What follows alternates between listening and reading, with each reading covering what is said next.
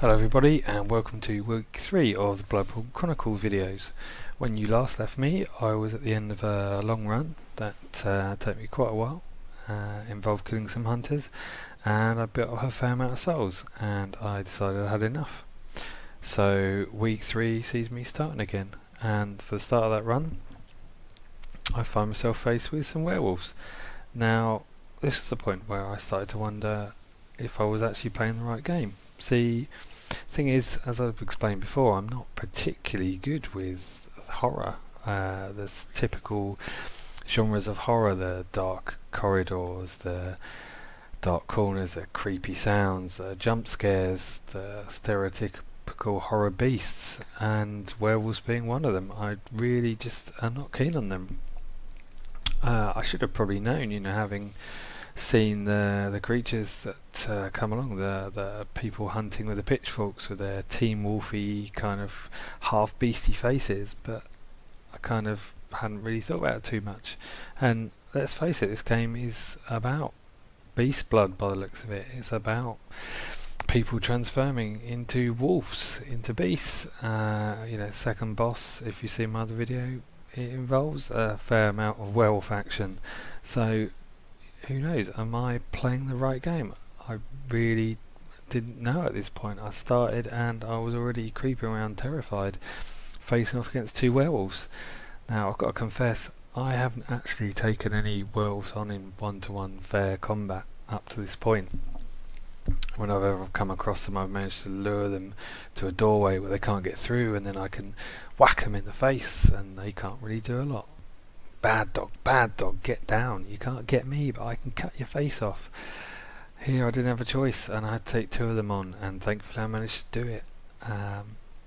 It didn't really make things much better though, because I knew I still had a fair way to go, and I was now up to 15,000 souls.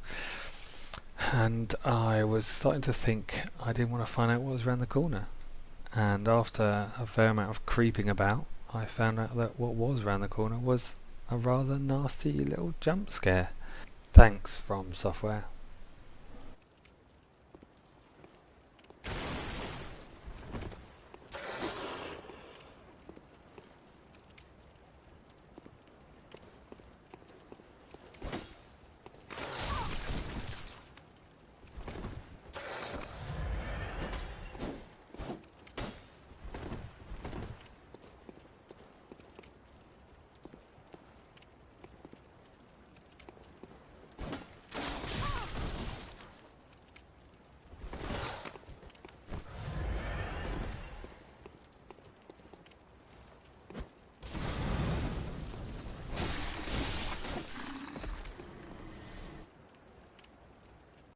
Yes, I know, I'm sorry, I was absolutely terrified. There was no need to go burning in with a Molotov, but I was at the end of my tether, and if I'd have died at that point, I do not know what I would have done. It might have been a turn the game off and throw the controller kind of moment, so I do apologise. Anyway, I managed to kill him and find my way to this spiral staircase. Now I've got a few group chats going on, and I was aware that maybe a jumping werewolf with a staircase behind him might lead to a shortcut that might take me back to a lamp. Might not. But I was fairly confident there was something worth getting to up here. Something that would allow me to make the most of all these souls I'd picked up. So I had a bit of an exploration to do. It must be said that I have cut this bit a bit short. I did some creeping around as usual, my usual slow pace. I think you have to do it with this game, but I very nearly missed the shortcut. If I hadn't known it was here, I probably would have missed it. I ended up walking past it a few times. It was only because I was sure something was there that I was able to actually find the door. I don't know how I missed it anyway when you see it in a minute, but I made my way out. But as soon as I got out, I just knew that I was very close to being able to go and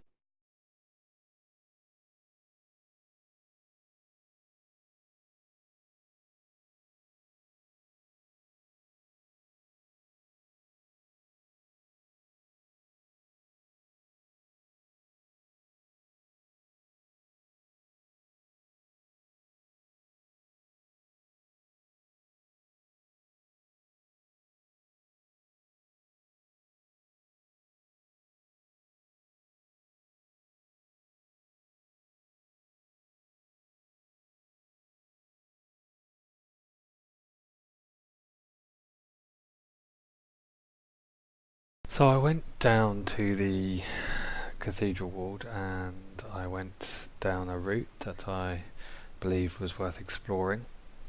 And down there I came across a couple of hunters, two of them together, which wasn't too nice. One of them was, I think, a wannabe Jedi. He had a glowing electrified swordy thing, and the other guy had a shotgun. Now, spangly electro guy, he went down fairly quickly, wasn't too bad. Unfortunately, I didn't get any footage.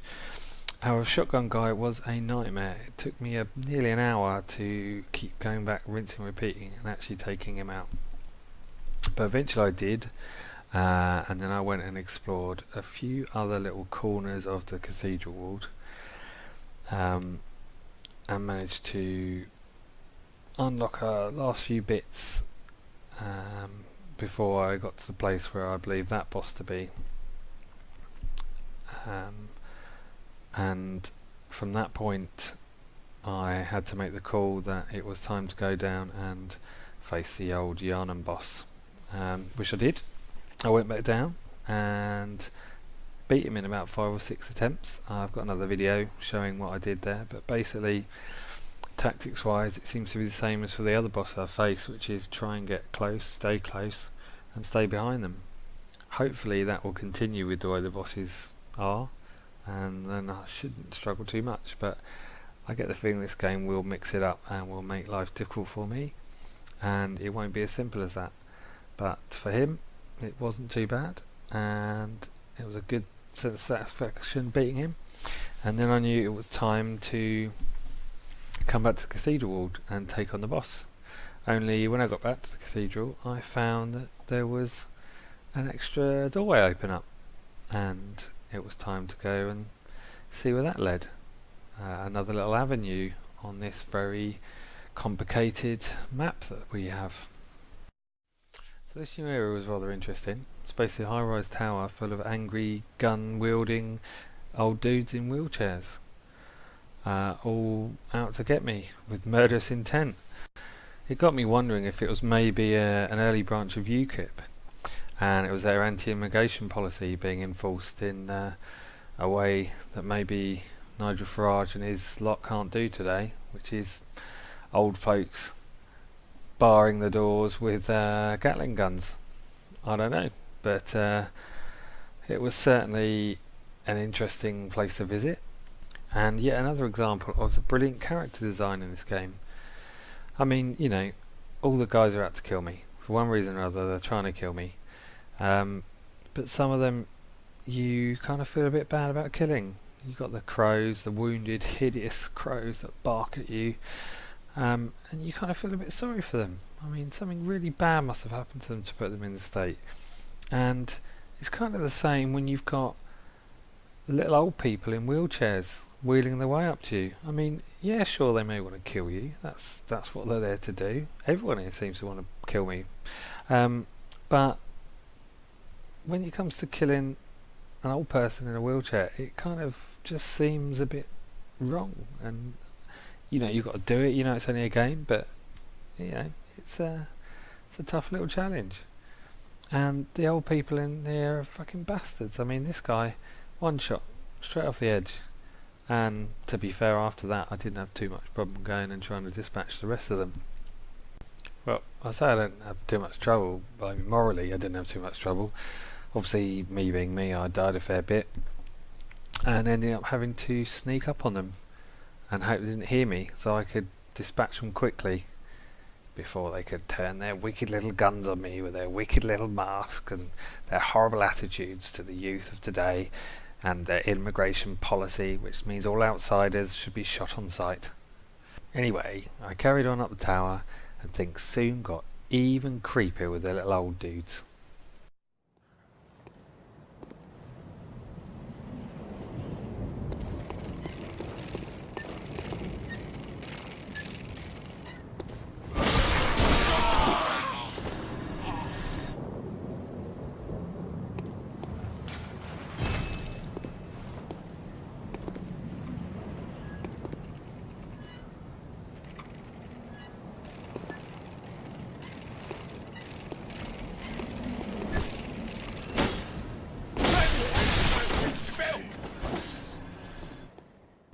I mean, I'm sorry, but that little squeaky wheel sound is the stuff of nightmares for me. It was absolutely terrifying.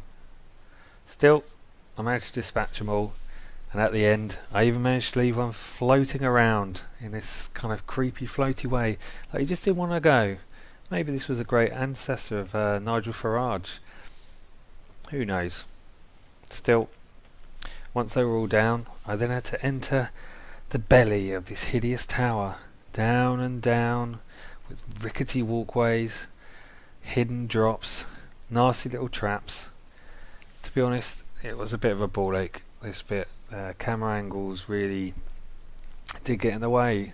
I haven't mentioned them too much at this point, but they can be really fucking annoying, and sometimes you really just cannot see what you want to see. And in this bit, I died a fair few times, just misjudging drops because I just couldn't get the camera to turn around. Still, the Tower of Babel, as I like to call it, did eventually get breached, and I managed to get right down to the bottom. After a number of really frustrating moments, I did have to come away from it and then come back to it. But I got there in the end. I got down to the bottom, and I could hear some beastie noise in the dark. I knew I must be close to hopefully getting back to the lamp. But I was terrified because he was down there. And do you know what it was? Well, you'll see what it was.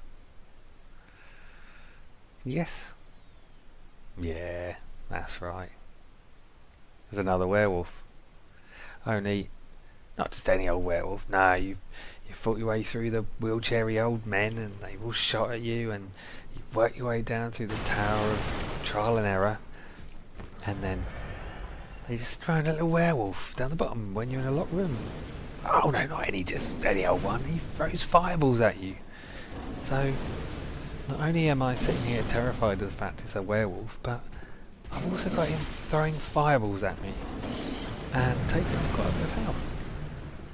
Still, there's nothing like a bit of tiredness-induced anxiety, a few hasty lucky strikes, a fear of the old werewolves in the night to help you push on through and take him out.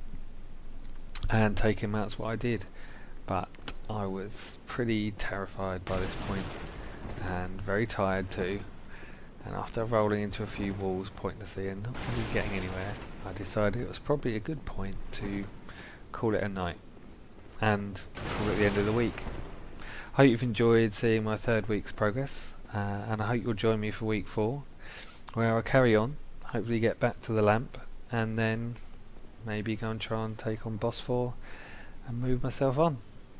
Hope you've enjoyed it. Please put some comments or let me know how you think, and hopefully I'll be back in a week or 2. See you later.